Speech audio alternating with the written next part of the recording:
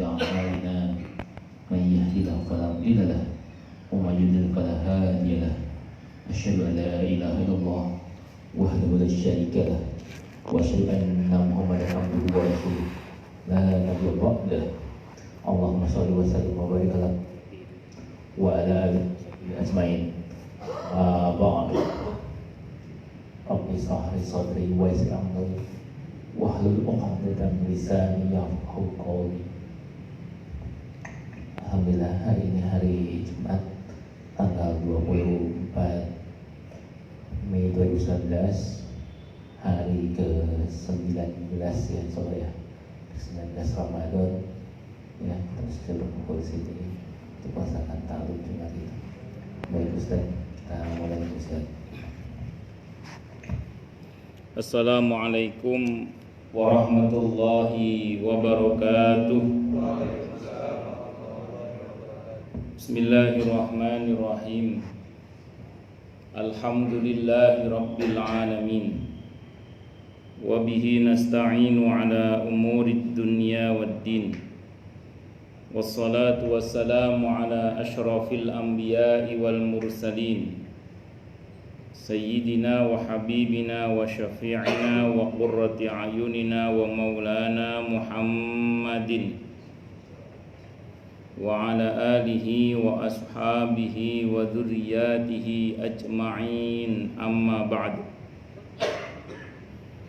Ashhadu an la ilaha illallah wa ashhadu anna Muhammadar Rasulullah wa ufawwidu amri ilallah.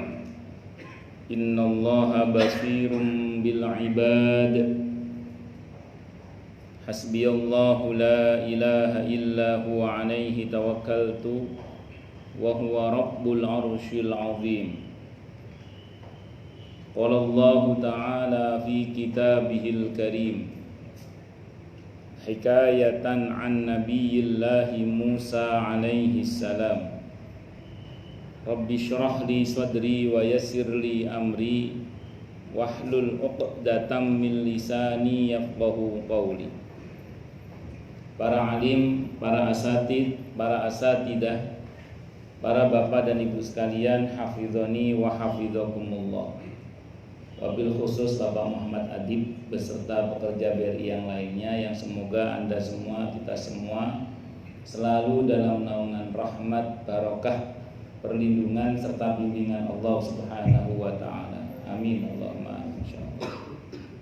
Pagi ini insyaallah kita akan mencoba membahas nama dan sifat Allah Al-Muntaqim. Al-Muntaqimu secara umum diterjemahkan dengan yang maha mengancam. Jadi Al-Muntaqimu secara umum diterjemahkan dengan yang maha mengancam.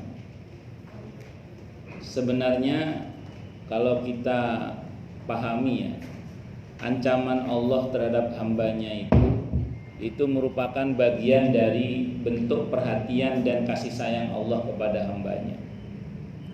Ada seorang sahabat Alqamah, beliau berkata kepada murid-muridnya, nahnu na'uddul ayati barakatan wa antum ta'uddunal ayati takhwifa.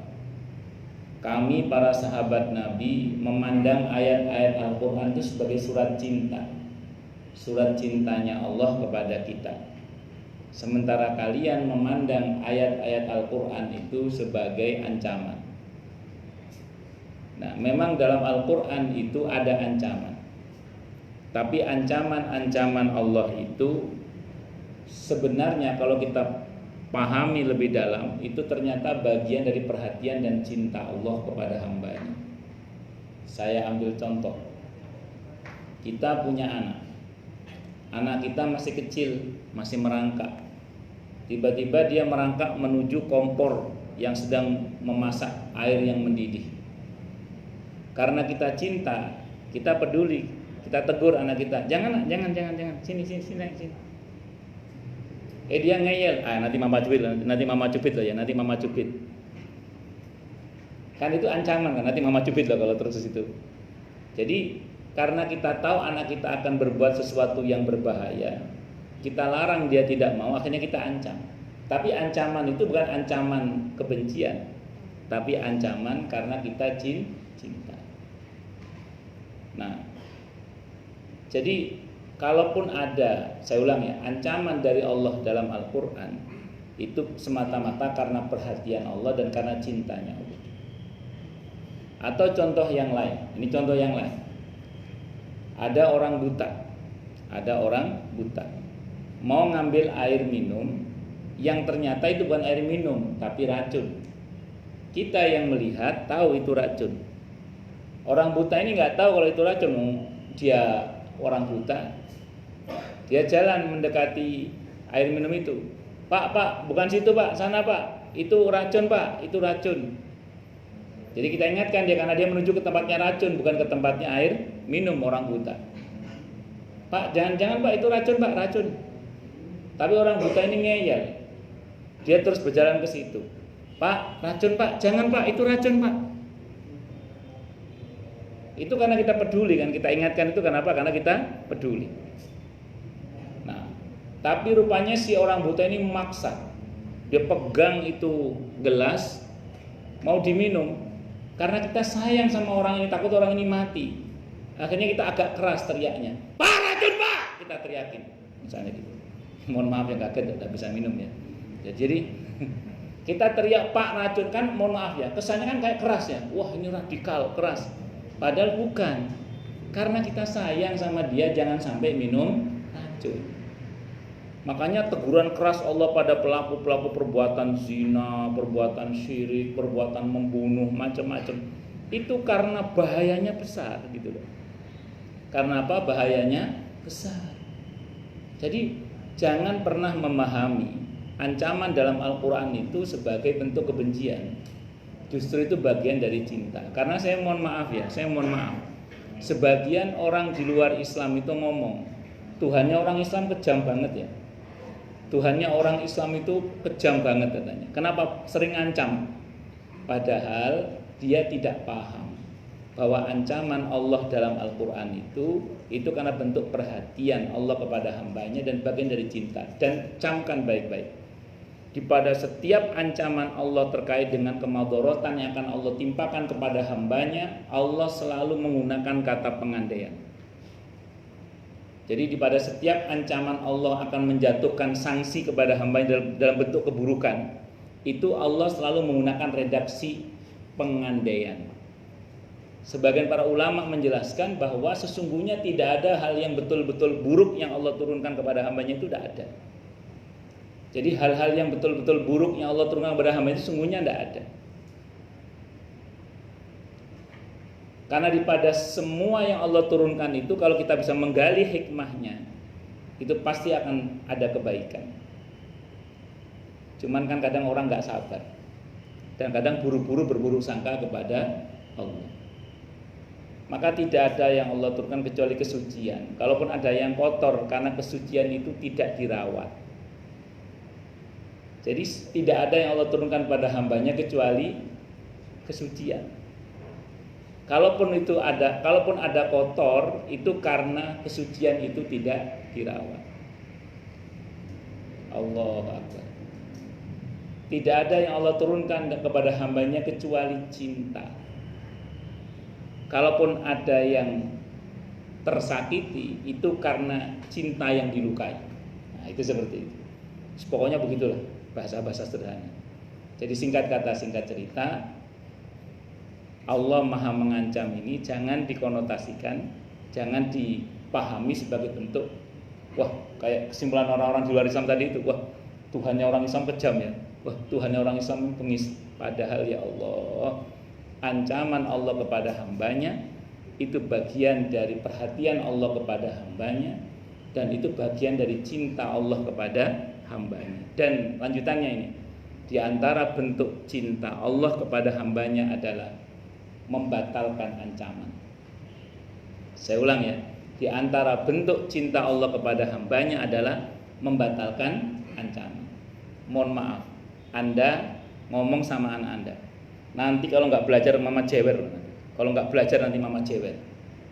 Ternyata anak Anda nggak belajar, tidur malah misalnya. Tapi Anda tidak pernah menjewernya.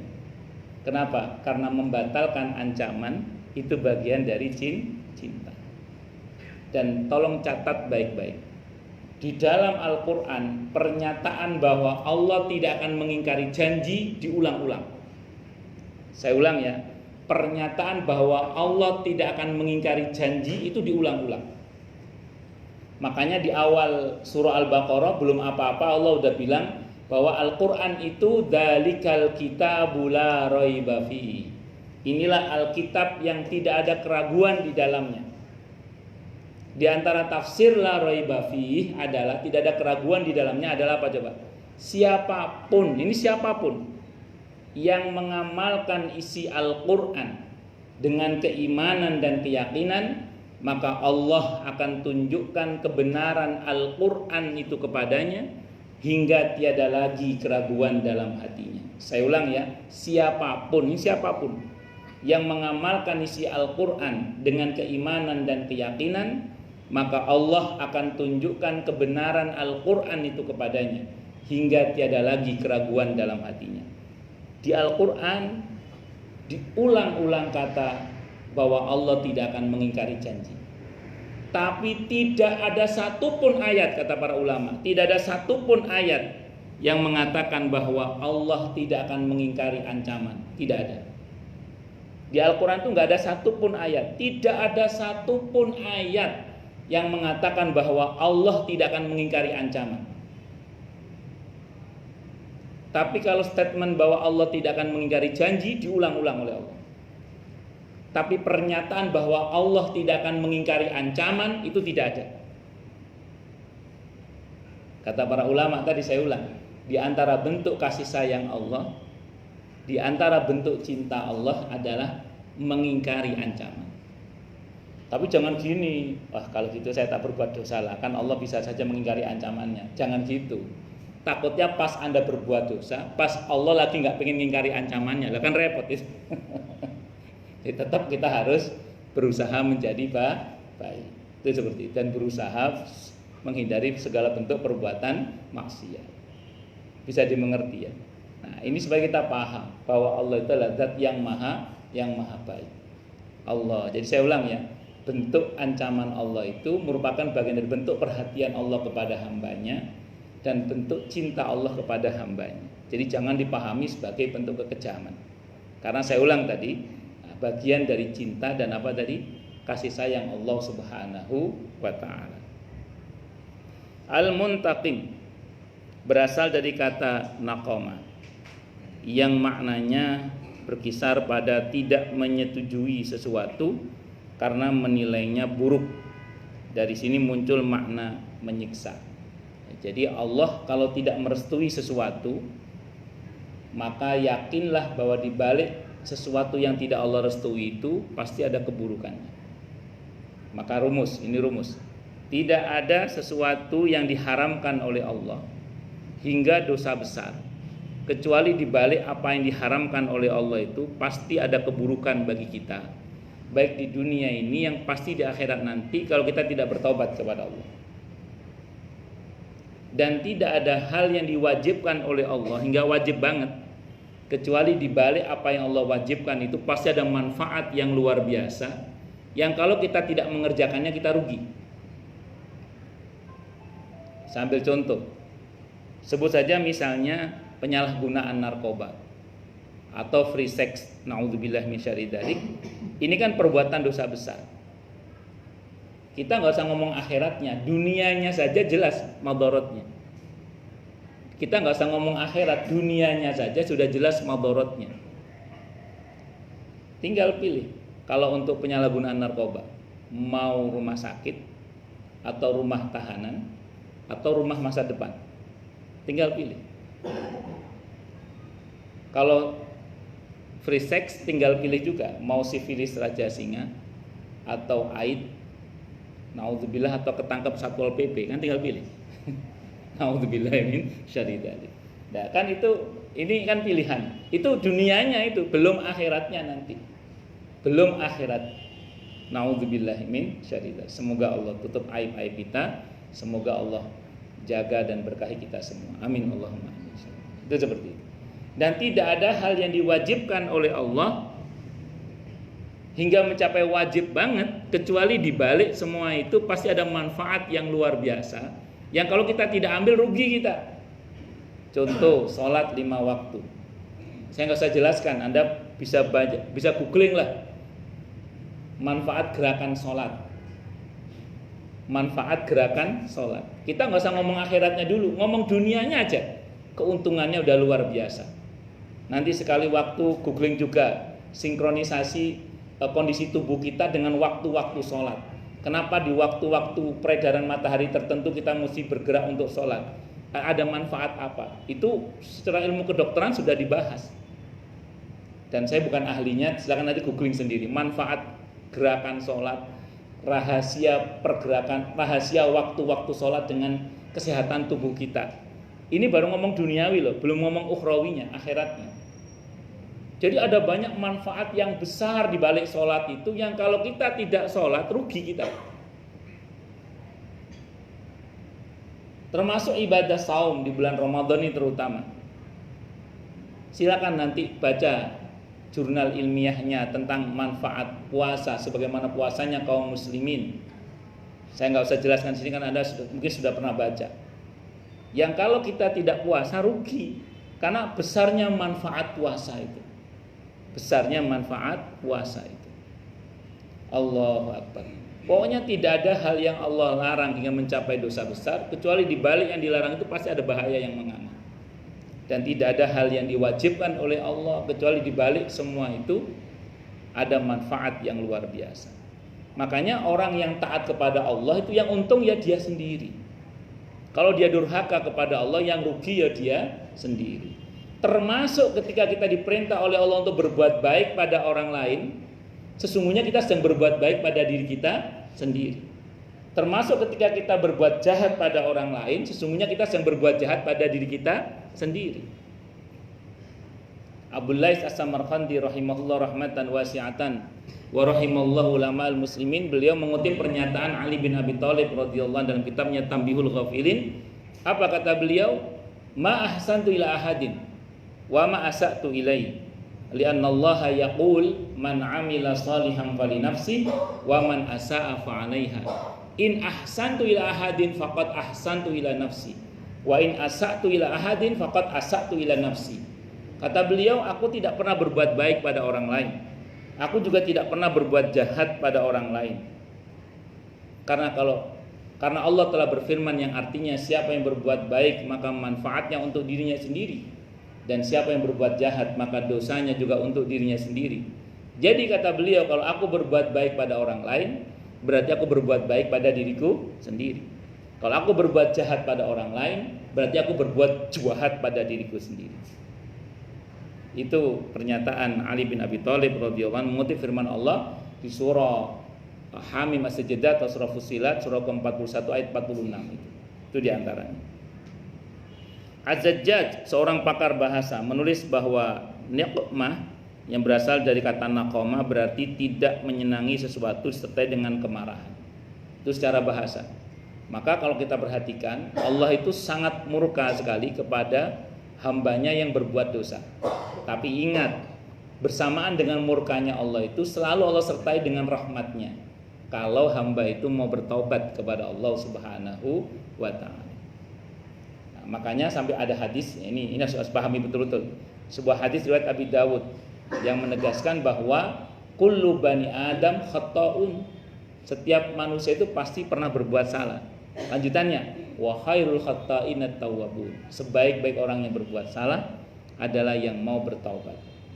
Nah, jadi orang yang baik itu ternyata bukan yang tidak pernah berbuat salah, tapi orang yang mungkin pernah berbuat salah tapi dia segera bertaubat kepada Allah Subhanahu wa ta'ala. Maka nanti coba Anda raba diri Anda, termasuk saya sendiri, termasuk dalam klasifikasi yang mana. Jadi ada orang itu berbuat salah, enggak ngerasa salah, celakanya malah merasa benar. Kata Hasan Al-Basri rahimahullah, model orang seperti ini iblis seneng banget. Berbuat salah, enggak ngerasa salah, celakanya malah merasa benar. Kata Hasan Al-Basri rahimahullah, orang seperti ini iblis seneng banget. Anda tahu kenapa iblis seneng banget sama orang yang seperti ini? Karena orang seperti ini sulit, pakai dal ya, sulit diharapkan taubatnya kepada Allah. Kenapa sulit? Gimana mau taubat? Berbuat salah, nggak ngerasa salah, celakanya malah merasa benar. Al-Quran menggambarkan wa idza qila lahum la tufsidu fil ardi qalu innama nahnu muslihun ala innahum humul mufsiduna walakin la yash'urun. Kalau diingatkan jangan berbuat kerusakan, ngomongnya apa? Enggak kok, kita berbuat kebaikan kok. Kata Allah, ketahuilah mereka itu adalah orang yang berbuat kerusakan tapi tidak merasa. Itu orang yang berbuat salah, enggak ngerasa salah, celakanya malah merasa benar. Ada orang yang berbuat salah, merasa bersalah tapi tidak segera bertobat. Nah, orang seperti ini disebut sebagai orang yang fasik. Jadi orangnya berbuat salah, enggak ngerasa salah, celakanya malah berbuat salah, merasa bersalah tapi tidak segera bertobat.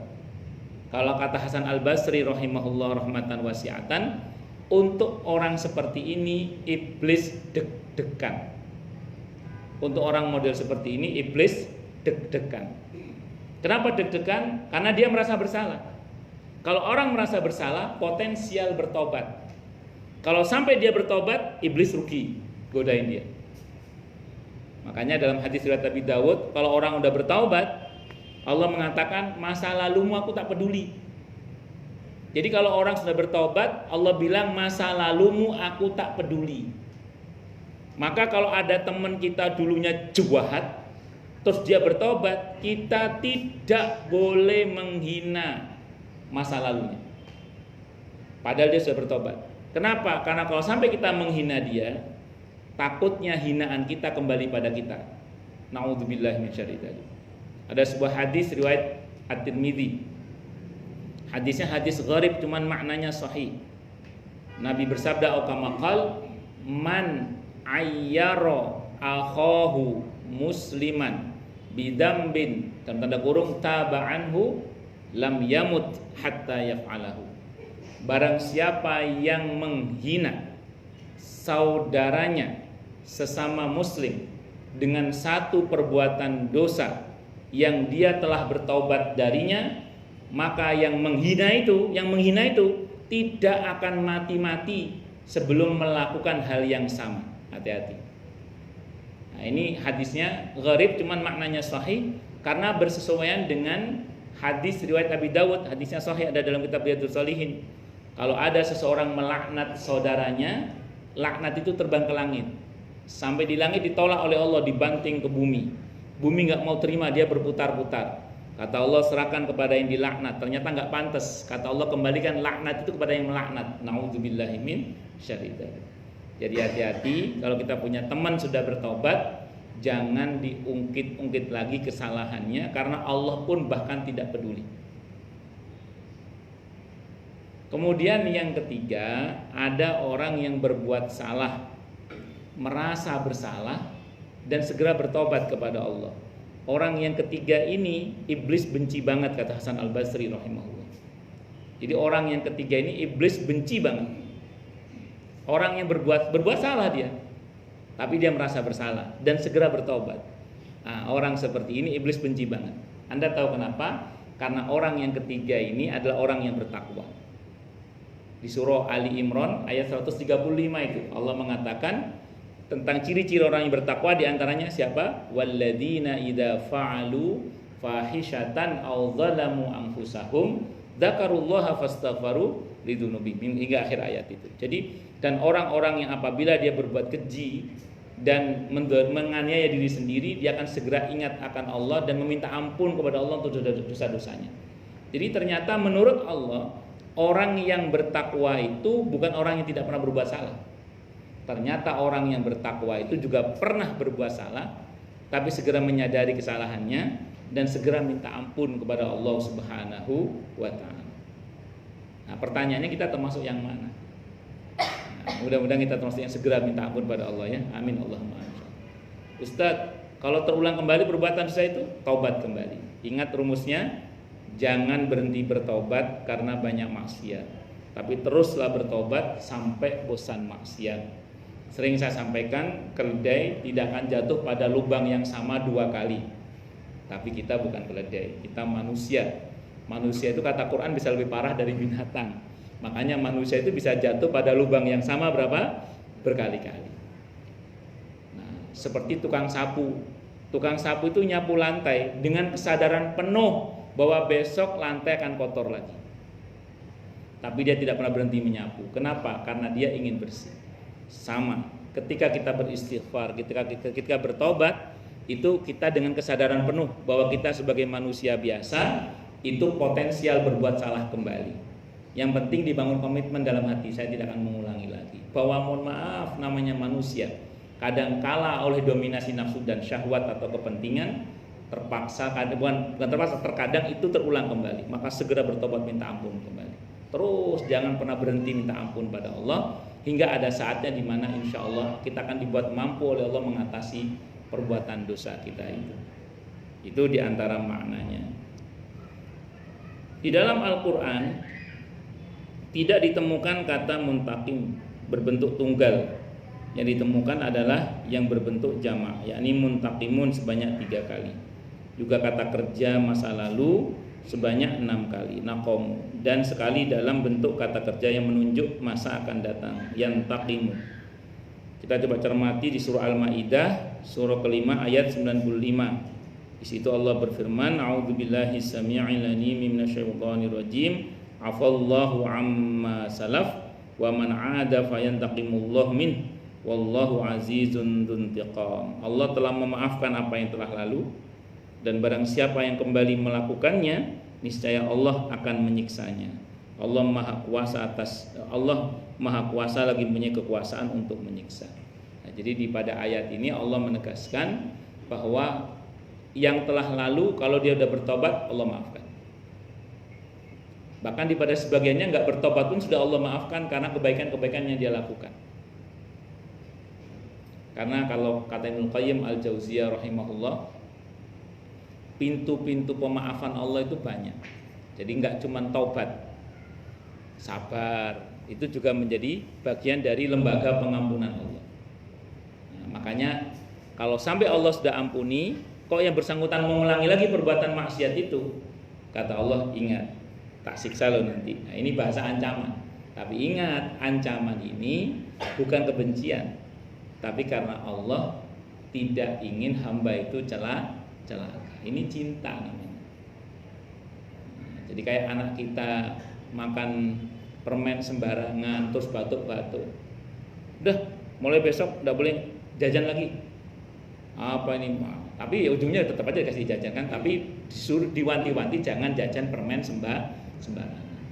Wah, nanti kalau jajan permen lagi, pokoknya ancamannya keluar semua lah pokoknya. Tapi ujung-ujungnya ya tetap kita kasih jajan. Tapi walaupun kita wanti-wanti jangan jajan permen yang berbahaya itu. Itu seperti itu. Nah, terus kemudian kita perhatikan juga di surah As-Sajdah, surah ke-32 ayat 22 itu. Waman azlamu mimman dzukira bi ayati rabbih tsumma a'rada anha inna minal mujrimina muntaqimun. Dan siapakah yang lebih zalim daripada orang yang telah diperingatkan dengan ayat-ayat Tuhannya kemudian ia berpaling daripadanya. Sesungguhnya kami akan memberikan balasan kepada orang-orang yang berdosa.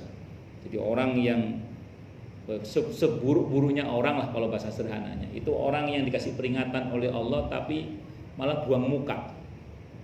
Kalau bahasa sederhananya dablek, diingetin apa? Dablek. Dan Allah ingatkan dia akan bahaya yang menganga di hadapannya kalau dia terus dalam kendablekannya itu. Bahkan kalau kita cermati surah Al-An'am surah ke-6 ayat 44 yang namanya istidraj itu apa kata Allah? Falamma nasu ma dzukkiru bih fatahna 'alaihim abwaaba kulli syai' hatta idza farihu bima utu akhadnahum baghtatan fa idza hum mublisun. Maka ketika mereka mulai melupakan peringatan yang Allah berikan kepada mereka, yang diingatkan itu dablek terus berbuat yang enggak benar. Akhirnya kata Allah, ya wis, kalau kamu terus berbuat dosa gitu, kata Allah, fatahna 'alaihim abwaaba kulli syai'. Kami buka pintu-pintu segala sesuatu. Jadi malah Allah kasih banyak dia. dalam bentuk kesuksesan dunia. Tapi ingat kata Allah, hatta idza farihu bima utu, hingga ketika dia mencapai puncak kebahagiaannya dalam kedurhakaan itu, ingat kata Allah, akhadnahum baghtatan, kami ambil nikmat padanya itu secara tiba-tiba. Fa idzahum mublisun, seketika itu dia akan kaget dan berputus asa. Jadi hati-hati kalau sampai ada orang yang dia merasa durhaka kepada Allah, kok dia merasa baik-baik saja, malah sebagian merasa sukses. Hati-hati. Begitu sampai di puncaknya, Allah akan hajar secara tiba-tiba. Nauzubillahi min syarri dzalik. Dan sudah banyak buktinya kan? Orang yang 2 bulan yang lalu dipanggil yang terhormat, sekarang dipanggil yang tersangka. Orang yang setahun 2 tahun yang dipanggil yang mulia, sekarang dipanggil yang terpidana. Sebagian mereka bukan tidak punya jabatan, sebagian mereka bukan tidak punya uang, justru saat menjabat, bahkan saat uangnya banyak. Dan itu tidak ada yang sulit bagi Allah Subhanahu wa ta'ala. Saya kira ini yang bisa saya sampaikan, semoga bermanfaat. Silakan yang mau tanya, protes, marah, boleh. Ya baik, dia kalangan yang minta silakan.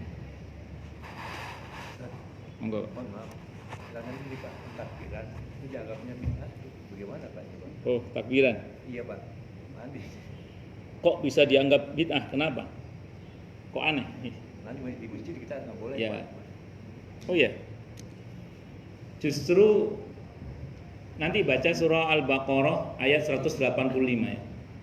Syahrul Ramadan alladzi unzila fihi al-Qur'an hudal lin-nasi wa bayyinatin minal huda wal furqan. Faman syahida minkum asy-syahra falyasum wa man kana maridan aw ala safarin fa'iddatun min ayyamin ukhra. Yuridullahu bikumul yusra wa la yuridu bikumul usra walitukmilul iddata walitukabbirullaha ala ma hadakum wa la'allakum tashkurun. Jadi kalau selesai Ramadan, Allah bilang dan hendaklah kamu sempurnakan bilangan Ramadan kalau terhalang hilalnya itu. Terus Allah bilang apa? Dan hendaklah kamu bertakbir. Jadi itu perintah Allah bertakbir, dan dulu Nabi takbirnya dikeraskan, bukan tidak dikeraskan, dikeraskan. Dan dulu para sahabat Nabi melakukan takbir itu di jalan-jalan, di mana-mana. Bahkan di semua aktivitas mereka bertakbir. Kalau sudah Ramadan selesai, mereka bertakbir di jalan-jalan, di dapur, di rumah, di mana aja, di pasar-pasar mereka bertakbir. Nah, tapi ini kok malah dilarang ya? Aneh yang larang itu. Di masjid nggak boleh. Nah, itu aneh. Ya, saya kira itu. Wallahu a'lam bishawab. Qur'annya nyuruh, Nabi mempraktekkan, sahabat mempraktekkan, ini kok malah dilarang. Itu seperti itu. Wallahu a'lam bishawab. Ya setahun sekali rame kan enggak apa-apa. Ini ganggu orang tidur. Enggak, asal kamu setahun sekali masuk rawler takbiran setahun sekali. Dan kalau mendengarkan pakai iman ya insya Allah enggak akan terganggu tidurnya. Itu wallahu a'lam bishawab. Saya kira itu ya. Ya baik, ada lagi yang minta silakan. Monggo kalau ada.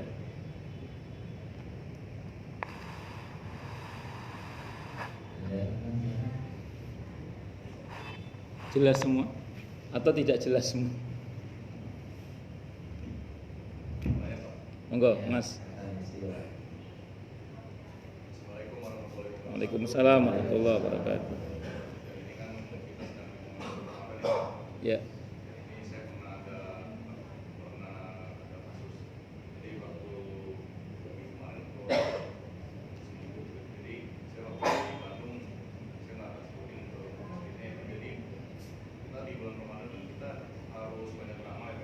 Ya.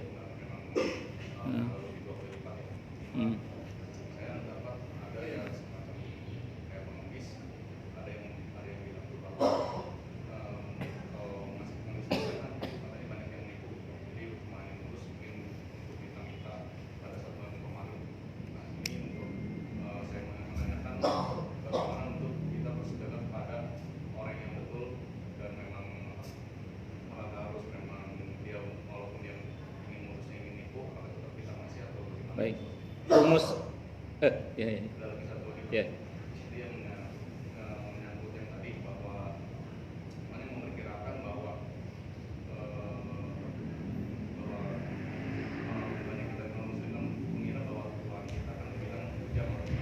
Ya.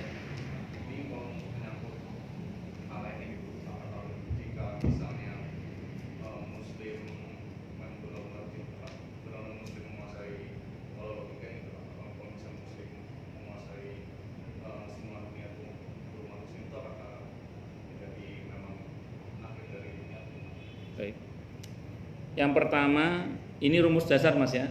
Di surah Ad-Duha itu Mas, wa ammas sa'ila fala tanhar. Kalau ada orang minta sama kita, pengemis maksudnya, itu tolong jangan dibentak, itu rumus itu. Saya ulang ya, ada pengemis datang sama kita masih gagah misalnya. Kalau cacat maklum lah, kalau nenek-nenek tua maklum lah. Ini tidak masih gagah. Masih gagah minta-minta sama kita. Rumusnya wa ammas sa'ila fala tanhar. Orang yang minta jangan dibentak. Kenapa jangan dibentak? Karena kita tidak tahu apakah yang bersangkutan ini orang yang sungguh-sungguh butuh atau pura-pura butuh. Kita tidak tahu. Nah, sekarang kembali pada Masnya. Mau ngasih apa enggak? Ngasih, Anda ditipu tidak ada masalah. Dosa bagi dia, bagi Anda tetap nilainya sedekah. Karena rumus, ini rumus. Apapun yang hilang dari seorang muslim nilainya sedekah. Itu rumus itu. Jadi apapun yang hilang dari seorang muslim nilainya sedekah. Jadi andai kan Anda ngasih ke manusia gerobak misalnya, yang pernah ketahuan ada uangnya sampai belasan juta itu kan. Nah, terus begitu Anda ngasih, Anda ditipu. Anda tetap nilai sedekah. Dia yang bohong itu yang berdosa. Anda tidak berdosa. Itu kalau Anda mau ngasih. Kalau Anda nggak mau ngasih, ini saran saya. Kalau Anda bisa ada orang minta, Anda nggak mau ngasih, tolong dalam hati ngomong, ya Allah, mohon maaf saya nggak ngasih dia. Saya mau ngasih yang jelas butuh saja. Makanya saya sering sampaikan di sini kan, ukuran pelit itu bukan tidak mau ngasih pengemis. Ukuran pelit itu bukan tidak mau ngasih pengamen, bukan itu ukurannya. Ukuran pelit itu kalau nggak mau bayar zakat, nggak mau bayar utang, itu pelit itu namanya. Kenapa? Karena terhadap yang wajib aja dia nggak mau bayar. Nah, sementara kalau ngasih pengamen atau pengemis itu suka-suka kita. Anda mau ngasih, kasih. Tidak mau ya sudah jangan dikasih. Dan ketika Anda memberi, andai kan Anda ditipu, apapun yang hilang dari seorang muslim nilainya sedekah. Jadi Anda sedekah Mas. Tapi dia yang nipu itu urusan dia, itu nggak akan barokah itu. Bisa dimengerti ya maknanya ya. Jadi kalau Anda mau kasih, kasih. Tapi kalau tidak, tolong dalam hati ngomong, ya Allah saya mau kasih yang lain aja, yang menurut saya jelas-jelas butuh. Dan saya secara pribadi begitu Mas. Nah, jadi kalau ada orang minta, kadang hati pengen ngasih, kadang nggak mau ngasih. Kalau saya mau ngasih, ya saya kasih gitu aja. Terus saya merem, orang mau nipu terserah. Tapi kalau saya nggak mau ngasih, dalam hati saya ngomong gitu, ya Allah saya mau kasih yang lain yang jelas-jelas butuh. Itu Mas. Jadi suka-suka hati saya. Ya, jadi Anda juga gitu, terserah Anda. Dan itu yang penting satu rumusnya, jangan dibentak. Saya beberapa kali Mas, kalau tahu ada nenek-nenek yang ngemis di pinggir jalan itu nanti store-nya sama bapak-bapak yang gagah gitu. Saya tahu itu. Ada beberapa anak kecil yang diturunkan pakai pickup atau pakai mobil tertentu untuk ngemis di daerah tertentu. Kadang yang itu anak kecil itu yang saya kadang nggak tega itu. Kalau saya kasih uang setorkan ke bosnya, kalau nggak dikasih ini kasihan. Akhirnya kita ajak makan bareng aja. Atau kita belikan es krim atau ben gak tutup yang bosnya Mas, kadang gitu. Kadang sebel juga, sebel sama bosnya gitu, maksudnya kan anak-anak sekecil itu diperdayakan.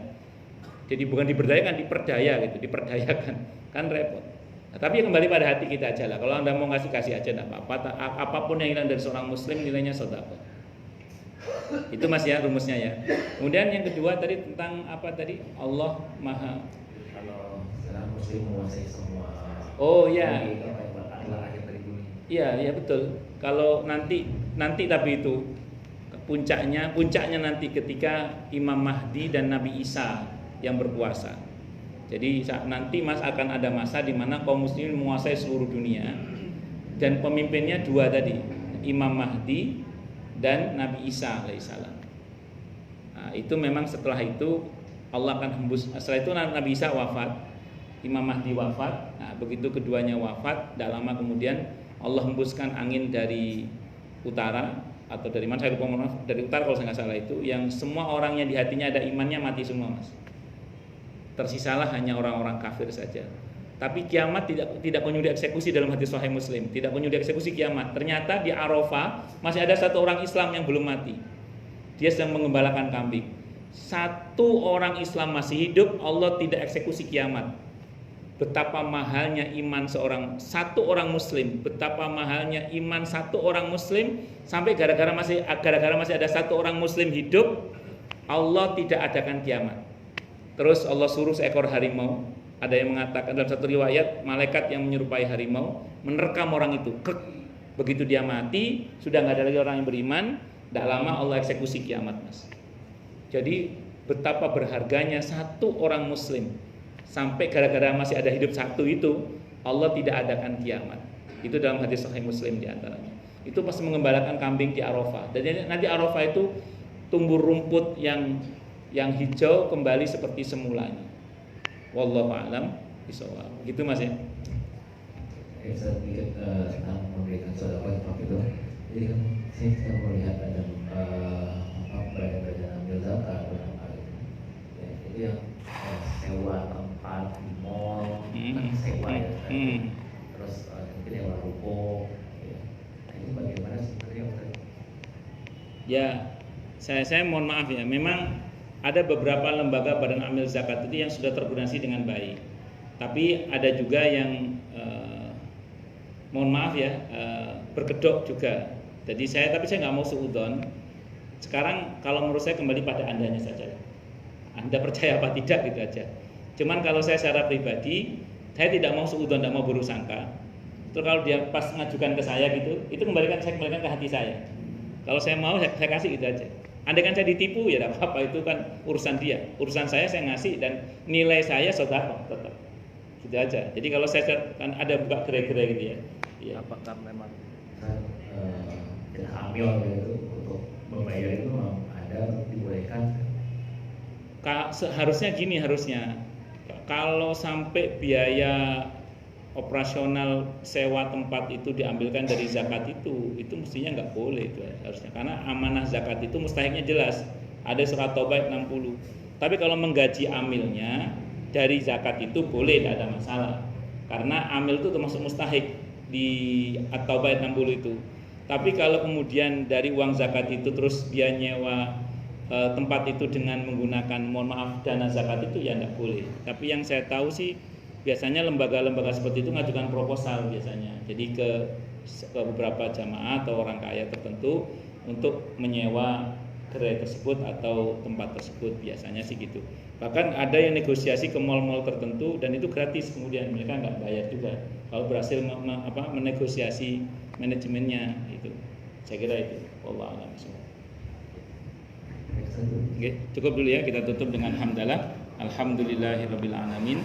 Semoga kajian kita bisa bermanfaat, mubarakah fid dini wad dunya.